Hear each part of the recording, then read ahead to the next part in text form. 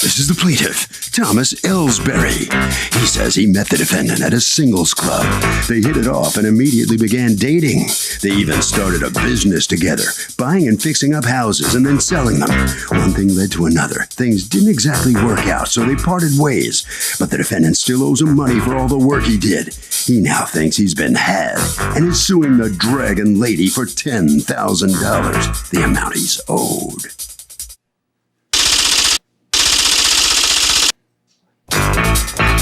This is the defendant, Kathleen Doofer. She says the plaintiff fell in love with her, came over to her house every day and just started fixing things up. She didn't ask him to do any of it. He just started doing it. He even patched her leaky roof, which, by the way, still leaks more than it ever did. Bottom line, she doesn't know why this guy thinks he's entitled to 10 grand from her, but hey, it's a free country. She's accused of taking advantage of a lover.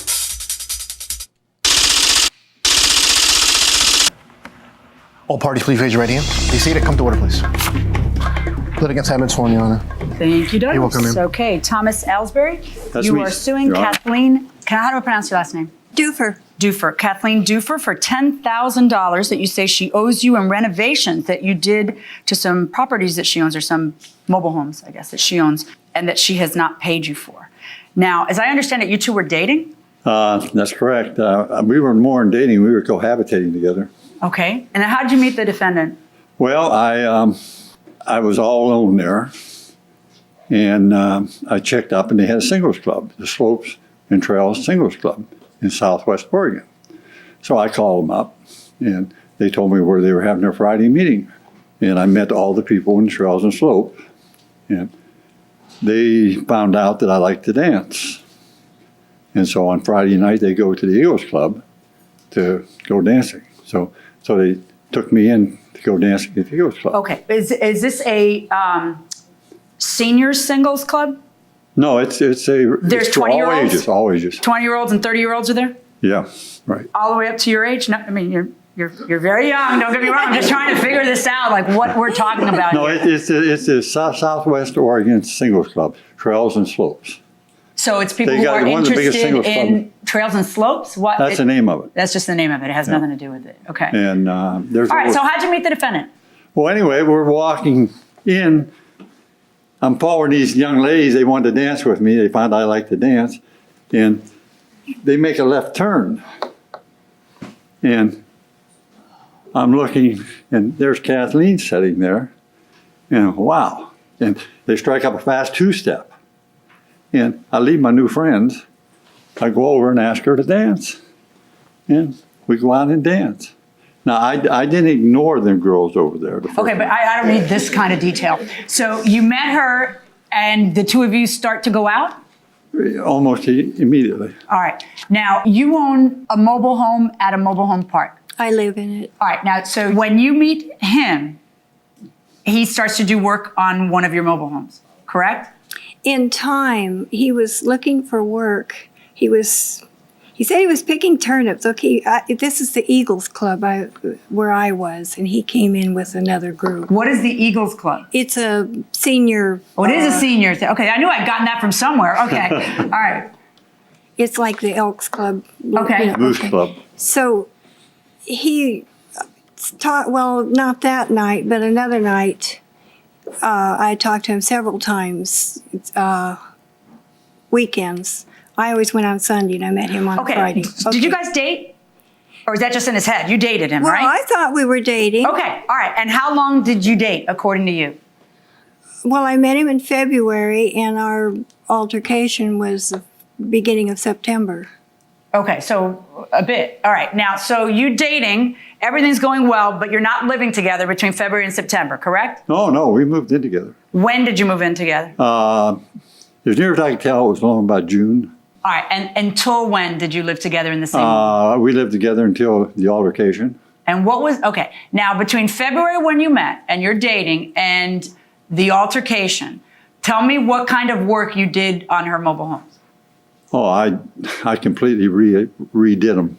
Why? They were falling down pieces. They were deteriorating. But why did you redo them?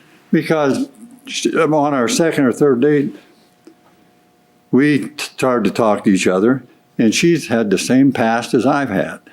She's been in the construction business, housing, running shops, and running different businesses just like I have all my life. And we had everything in common. I mean, it was unbelievable.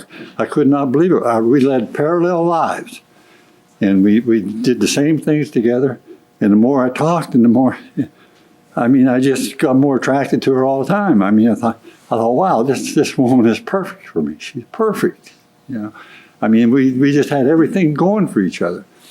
And so she came to me. It wasn't me. I didn't go to her when she found out that I was a general contractor and I did that kind of work. And she came and she said, well, I could use you. You know, she said, my house needs fixed, you know. And then we went around trying to buy all kind of properties to fix up and sell. We were going to go in the remodeling business together. Okay, did you buy a property together? Yes, we did. What property did you buy together? I didn't pay for it. She paid for it. Oh, that's not buying a property together. Well, yeah, but my That's the girl you're dating was, bought a property. That's not the same. no, I mean, she bought it and I did all the work on it. Okay. We shared equal. She bought. Well, no, that's not share equal. She only paid $7,000 for it. How many? And how much of that did you pay? Only zero. I contributed quite a Only bit. zero. All my You gas did money. construction work on it, right? Well, no. She never paid me a cent for gasoline. Okay, let's talk about that. paid So, me for but do stuff. you have an invoice that you submitted to her before the She altercation? did the paperwork. I handed them to her. Okay, did I she got- ever I got a pay letter you? from You the- started work in February when you guys met? You started doing work for her? Toward the end of February, I think. Okay, towards the end of February, so let's say March. Her drain was clogged up. I mean, clogged up for 4 years or 3 years. She had dirt coming up in her kitchen drain. She could not use it. Okay. I took several hours and I got it fixed. Right, but here's what's going on now, Mr. Ellsbury. You are asking to be paid $8.50 an hour for 542 hours Right. working on. Right. So I need to try to figure out and flesh out: was there an agreement to pay you $8.50 an hour? Or were you No. a good boyfriend? So you were a good boyfriend, but you feel like you've enriched. It's unfair because you've enriched those. We went into business together. We had a verbal So you contract. weren't. So you didn't do it because you were a good boyfriend. You did it because you expected to be paid. I expected remuneration down the line. We were going to reinvest the money in another house and reinvest it in another house and reinvest. I mean, the economy is bad, and you had all these fixer-uppers there. Right. I specialized in remodeling in my contracting business. Okay. And we were going to take the money from the one and buy another one, take the money from one and buy another. As it turns out, while you're dating, you do buy one mobile home, right? We were going to sell the one I lived in. I needed a place to go. Okay. So whose we were going to sell? He doesn't own the one you lived in. When you say we, who do you mean? Well, I got caught up in this we stuff. I've never had a soulmate. Wait, say that again. I got caught up in his what? Got up in the we In the we thing. we stuff. Okay. You liked him, right? I did. I can He's tell. interesting, different, interesting. They met at a singles club, got involved personally, and even went into business together, fixing up houses. The question, did he do work for her for a price or out of affection? Let's listen. So what happened? What was the altercation? Who wants to tell me first? You're the plaintiff. Why don't you tell me what the altercation is? Well, I went to the dental. I had surgery on my mouth. And I went back to the dentist the next day to check up on my surgery. And I got back to the property, and all my stuff was sitting in the driveway. Okay, now this is not the place you're living in, but another place? Right, that's the one we bought. That's the second one We bought? Okay. This is the second Well, one that we she made bought. we made Did you live agreement. in that one, or did you live in the one she had been living in? I mostly lived in the one she had been living in Okay. But why were you now then living in the one she bought? because there was a bunch of young people lived in the one next door, and I wasn't sleeping at night. They played guitars all night long. Okay. And it's rumored that they were into drugs and stuff, and they scream and yell, people coming. But why didn't she go with you? She didn't want to. She Okay. told me to So go. you come home from the follow-up of your dental work, and then you see your stuff is all on the lawn? How does it work? But yeah, I And what do come you say? driving This up. is all a surprise to you. She never called you to say you need to go, or No. anything else. So we had an agreement the night before. The day before that, before I went to dental surgery, she said that she was selling the place. And she never even put it up for sale. She never advertised it. So or she had anything. told you that she had sold the place? No, she's telling me she was going to sell it. And so we had a discussion. I said, please, Kathy, I said, let's at least put it on the market. I said, how can we sell it if we don't even put it on the market? What's all this we stuff? Okay, well, how can we sell if we don't put it on the market? We were all right. partners. Well, you did. How much did you pay again for that mobile home? I paid a couple grand for my gas in 8 months. I paid for different things I bought. All right, so you tell her that. What did you expect to gain from the sale of that mobile home? I thought we were going to get money to reinvest in another business, another house. So what did you expect to get from the sale? A 50% ownership, a 50% ownership over the funds of the sale of a house that you didn't pay for? 50-50 on the profit. 50-50. So she buys it for how much? $7 grand. $7 grand. You put 0 pennies into that $7 grand. But you put sweat equity And gasoline. into. Okay. Did you agree to give him 50% of the profits on the sale of that place if he worked on it? I can't hear your answer. No. Okay. No. Did you ever agree to pay him for any of the fixer-uppering that he was doing on I thought he was being kind to me. Like I was cooking him dinner every night, and the sink still doesn't drain good. It's that 1980s plastic pipe that I believe that's what's wrong with it. So when it rains or, the sinks don't work good. But anyway, I was cooking him dinner, so he plunged it, and I thought, this is wonderful. My sink works. Right. But he was sitting there watching me cook dinner for him. Right. When he plunged the sink. And I thought, what a nice man. Okay. I didn't know I had to pay him. How did it turn out that his stuff just ended up on the lawn? What happened there? Oh, you mean at the end of? Yeah, the end, the altercation. Okay, he wanted to be a soulmate. So I never had a soulmate before. And I thought, okay, well, I really tried to get along. I'm an old lady, it's hard to learn new tricks. So his things, when I sold the place, I still thought, well, we were not living together, but he had things at my house. So I boxed up his stuff. He was camped in that other trailer, and we were surprised how he was all through it. It was a length living room, right on back to a bedroom. Well, So how was he able to get in there to begin with? we had keys and stuff. He was working on it. Right. But so I was going to take that stuff back to my house. I expected him back over there, but he was mad. He never talked to me after that. Really? So you weren't breaking up with him when the stuff was on the lawn. That was just if he had taken a little longer at the doctor's office, that stuff would have already been in the first trailer. Did you talk to him the day before about selling the second one? We were arguing over about it because he didn't want you to sell. He wanted you to put it on the market. You ended up selling it to a friend of hers, right? I panicked because he was ripping it apart. He was doing things on it that I didn't want. I had planned to move in there, sell the one I was in and move in it. And he ripped out everything and built weird. What did he rip out? All the living, breathing plants, all the pretty ivies and that wasn't at your roses. direction? No, I didn't want it. And so we were arguing. We started arguing. Okay. I wanted him to stop. And he's building these things that look like a Mayan, I don't know, altars. I don't know, big cement or rock things in the backyard. So I said, stop doing this. And he said, well, I got to keep busy. So I says, go work in your daughter. Why don't you go work in your daughter's backyard? She lives in San Diego. I said, why don't you go work in her backyard? He says, she won't let me. Welcome back to the People's Court. Harvey Levin here. So do you believe this guy really had a deal with her going in that she was going to pay him? No way, no way. He did it for free. Did he do it for love?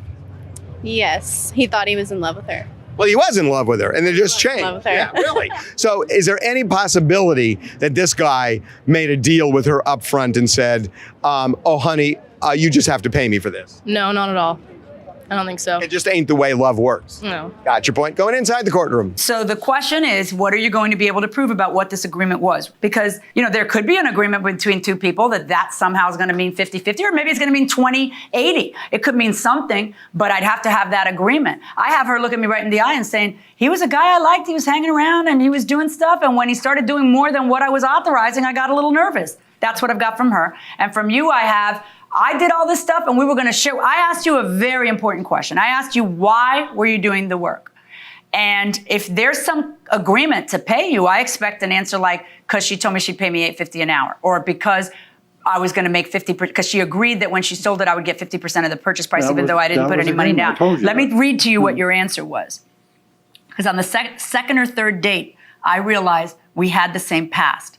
We had everything in common. We had led parallel lives. I was more attracted to her all the time. That's what you said when I asked you, why are you doing this work? What that indicates to me is a man who is seeing that she is going to be his soulmate and she's going to be his life. And you're hoping that as couples who are sharing a life together do, that you will share a life together. You will share the good, the bad, and the ugly. And that also means the profit. That is not the same as having a contract under which you need to be paid $10,000 now. It's different. Do you have any way to prove to me that you're supposed to make 50% of, which also wouldn't be $10,000, but 50% of the profits of this other place that you didn't put any money in? You're asking an impossible question to answer because it's between me and her. It was, I said, she said, I said. I mean, how can I answer that question? No, I was in love. I didn't ask for a written contract. We had made an agreement that we were going to work together. Are you still in love with her? Kinda. I know. I have a comment. I have a question. Are you still in love with him? No. I mean, I was trying to be a soulmate. No. You think a soulmate's different than being in love? I think a soulmate is, see, he already had two before he invited me to be a soulmate. And I think a soulmate. Okay, we clearly have a different definition of what soulmate means. Go ahead. Yeah, I think a soulmate is a companion? All the way through eternity, or, you're very compatible with. Okay. And you shouldn't have to try to be a soulmate. I have no idea what the definition of a soulmate. This isn't it. But you were surprised when he wouldn't talk to you anymore. You wrote him a letter, sort of a love letter. Yeah. And you said to him, I was amazed. I'm so sorry things ended up this way. I don't know why you won't talk to me. And then, but see, he didn't live with me. You guys are really hung up on that. The rest of us aren't. Oh, okay. Okay. So, you guys wrote each other a couple letters, and then it just sort of descended into a lawsuit, I guess. Did I say something on that? Yeah. I appreciate it. I was ordered to stay out by the police. I was ordered to have no contact with her. When? That day? When I went to get my stuff back from her house, and they give me 10 minutes to grab the stuff. Is she there? She was there. She didn't even look at me. Did you say anything to each other? She never even looked at me. She turned around and walked back in the house. The police told me to stay away. So who are there's no restraining order, there's no stay away order, just the police said to you, it's best if you not come here anymore? The police said not for me to show my face there again. He called the police. On the neighbors? Me. On you? I think on me. Yeah, he called the police. I didn't.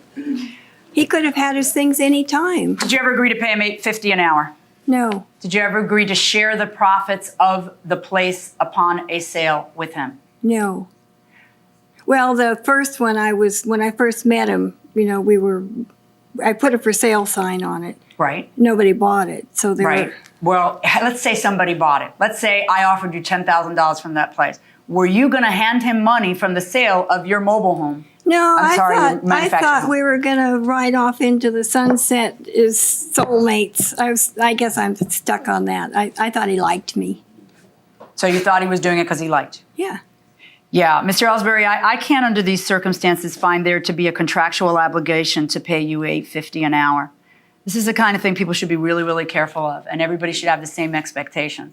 I don't mean to suck the romance out of romance, but if you're doing it for romance, then it's free and you're keeping yourself busy. And if you're doing it because you expect remuneration, then you should get it in writing and have some form of a way to prove it, and not for the first time, ever expect payment only when things don't work out. Good luck to both of you. My verdict is for the defendant. All right, let's see what the plaintiff has to say coming out with empty hands here after suing her for that much money. What's your reaction to this?